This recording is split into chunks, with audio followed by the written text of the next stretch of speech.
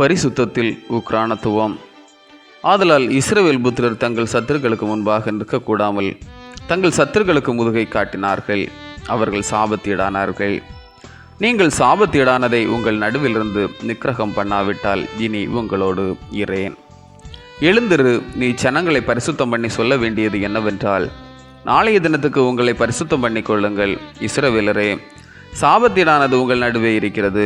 நீங்கள் சாபத்தீடானதை உங்கள் நடுவிலிருந்து விலக்காதிருக்க மட்டும் நீங்கள் உங்கள் சத்துருக்களுக்கு முன்பாக நிற்கக்கூடாது என்று இஸ்ரவேலின் தேவனாகிய கர்த்தர் சொல்லுகிறார்.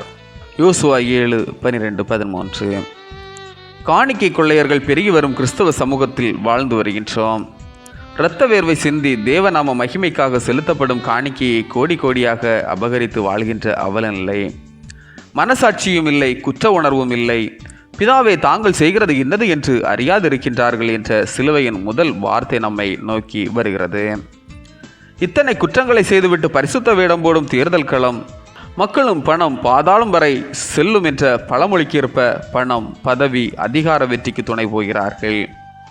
ஐயோ, என் ஜனங்கள் அறிவில்லாமல் சங்காரமாகிறார்கள் என்ற தீர்க்கரின் வார்த்தை எச்சரிப்பு தரவில்லையோ?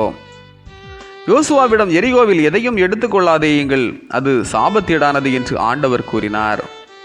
ஆனால் ஆகான் என்பவன் கொள்ளையாக பொருட்களை எடுத்ததால் இஸ்ரவேல் மக்கள் சங்காரமானார்கள்.